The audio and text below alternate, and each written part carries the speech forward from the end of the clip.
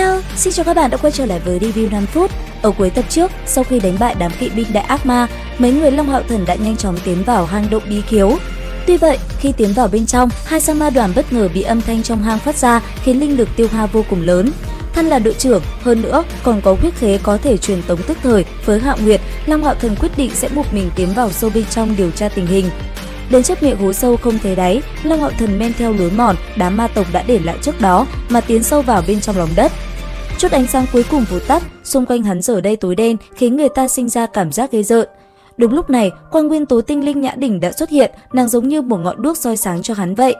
Không lâu sau, tiếng gió rít chói tai khiến cả động kịch liệt run rẩy, nhưng hắn đoán thì trong động thanh âm kia uy lực lớn hơn nhiều. Thấy vậy, Nhã Đỉnh đã lập tức chui vào người Long Hạo Thần. Long Hạo Thần phóng thích ra thánh quang cháo, cố gắng ngăn cách thanh âm thê lương, đồng thời ngưng thần vận chuyển dịch thái linh lực trải rộng toàn thân, dốc sức ngăn cản thanh âm kêu to xâm nhập. Thánh quang cháo dưới sóng địa chấn khủng bố này, không ngờ mau chóng xuất hiện vết nứt, tan vỡ, tốc độ sóng âm chấn động thật sự quá mau. Long Hạo Thần tinh thần cùng thánh quang cháo tương thông, khoảnh khắc thánh quang cháo vỡ tan, hắn cũng kêu rên một tiếng, nhưng cùng lúc đó trong đầu xẹt qua một tia sáng. Long Hạo Thần không hề dị động, cũng không thử làm gì, chỉ chặt chẽ bắt lấy phần linh cảm kia, không để nó chạy mất, trầm tĩnh cảm giác. Trong lòng hắn dần tuôn ra cảm giác hưng phấn mãnh liệt, cùng với linh cảm ngày càng rõ ràng, hưng phấn không ngừng dâng lên. Kinh ngộ vĩnh viễn để cho người có chuẩn bị. Khi hiểu ra một việc, trên mặt Long Hạo Thần dần hiện lên ý cười. Đúng lúc này, thanh âm kia biến mất, Long Hạo Thần ngược lại có cảm giác tiếc nuối, nhưng linh cảm thì vĩnh viễn không chạy thoát được, bởi vì nó triệt để biến thành lĩnh ngộ của Long Hạo Thần. Lúc này ở bên ngoài, đám Lý Hinh đã chuẩn bị xong một chỗ nghỉ ngơi ở góc khuất cho tất cả mọi người. Tuy nhiên, thấy Long Hạo Thần đi lâu vậy chưa về, bọn họ có chút lo lắng.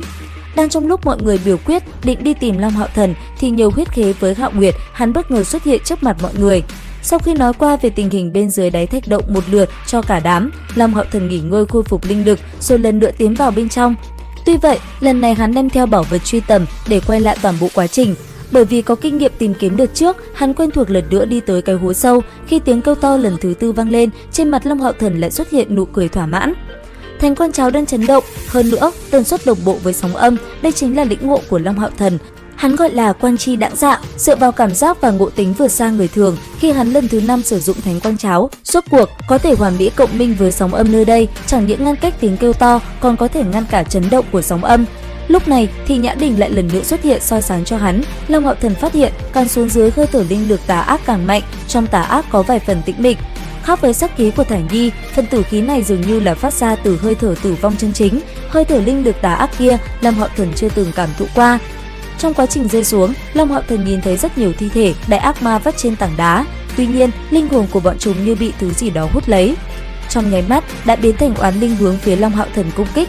Nhờ có quang chi đãng dạ thích ứng với nơi này nên Long Hạo Thần không khó để có thể giải quyết đám oán linh kia.